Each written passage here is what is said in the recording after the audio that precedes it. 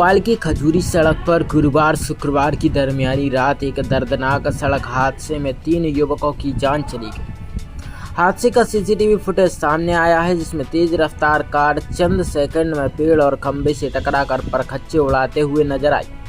टक्कर इतनी जबरदस्त थी कि कार के टुकड़े दूर दूर तक बिखर गए। हादसे में गाड़ी चला रहे प्रीत आहूजा, उसके दोस्त पंकज और विशाल की मौके पर ही मौत हो गई, जबकि चौथा दोस्त राहुल गंभीर रूप से घायल हुआ।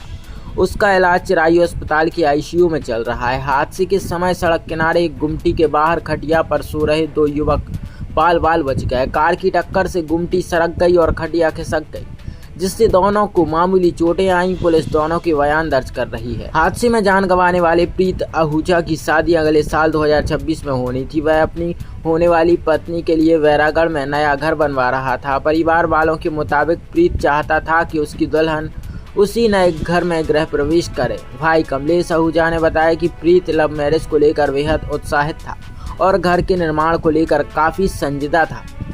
कमलेश ने बताया, प्रीत पहली बार बिना बताए मेरी कार लेकर निकला था। आमतौर पर वह देर रात तक वहां नहीं रहता था।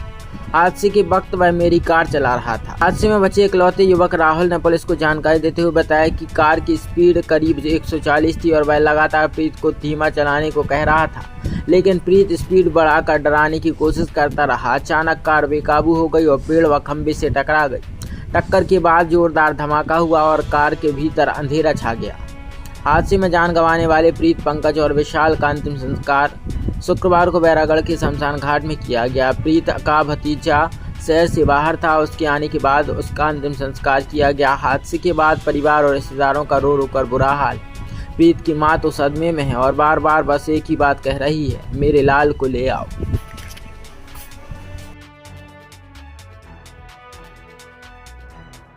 सर, एक बड़ा सड़क हादसा हुआ है जहां पर 3 जो है नवयुवकों की मृत्यु हुई। जी हाँ, निश्चित रूप से बहुत बड़ा और दुखद हादसा है और इस घटना स्थल को देखने से यह स्पष्ट समझ में आ रहा है कि गाड़ी बहुत ओवर स्पीड में थी। कांटा जैसा अभी देखने में है कि 120 पे अटका हुआ है और उससे भी लगता है कि गाड़ी इससे भी ज़्यादा स्पीड में थी। और घटना स्थल बिल्कुल सीधा है, सपाट है। किसी प्रकार का कोई इसमें व्यवधान या फिर किसी प्रकार की अड़चन या दिक्कत इस रोड पे नहीं है। तो निश्चित रूप से ये महसूस होता है या दिखाई देता है कि ओवर स्पीडिंग के कारण गाड़ी पे नियंत्रण खो दिया गया होगा और ये गाड़ी यहाँ पे एक्सीडेंट हुई है। और वाहन की हालत देख के ये गति का अंदाज़ा आसानी से लगाया जा सकता है। सर, अब तक कितने लोग गाड़ी में थे और कितने की मौत हुई है? अभी तक की जानकारी में से 3 की मृत्यु ऑन स्पॉट बताया गया, एक वो गंभीर घायल है।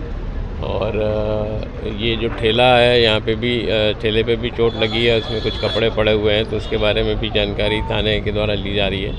कोई यहाँ पे व्यक्ति सोया तो नहीं था, तो उसके संबंध में भी जानकारी यदि मिलती है तो निश्चित रूप से घायलों की संख्या बढ़ सकती है।